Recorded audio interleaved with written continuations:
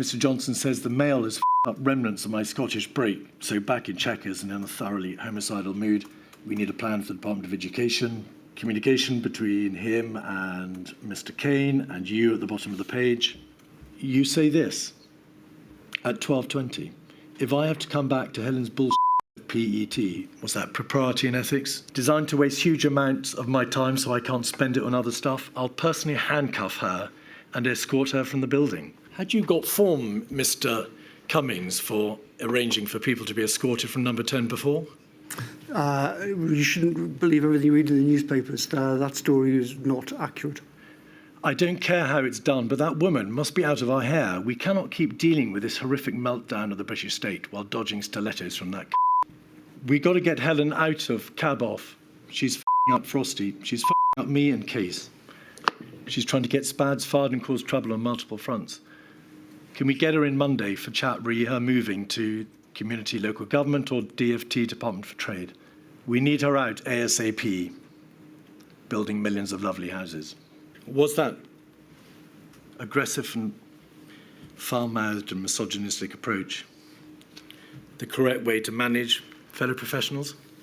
I don't know what the Ferguson thing is referring to, but in terms of Helen and the situation in the Cabinet Office, you need to understand that the Prime Minister had, first of all, tried to sack the Cabinet Secretary and then botched it, and he was still there. Then he'd said to everyone that he wanted Helen to be removed as well, and that he'd lost confidence in Helen.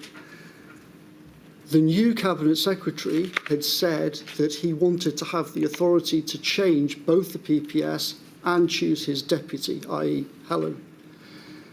The Prime Minister had then trolleyed back on this as well. So we were in this absolutely nightmare situation where the PM had made clear that he didn't have confidence in either of the two senior officials, had said to people he was going to remove them, then he didn't remove them for week after week. This led to an absolutely nightmare situation.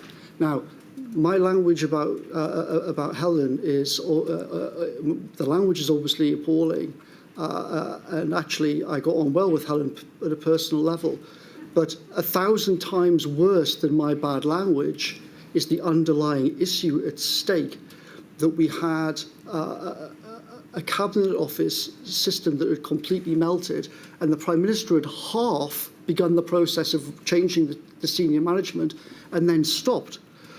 So me and other people were desperately trying to build a new system with a new Cabinet Secretary over this period in order to get ready for September. And then suddenly we were getting dragged out of meetings on things like test and trace and vaccines to be told that we had to deal with Cabinet Office HR issues and legal questions regarding judicial reviews and Jolly on Morn.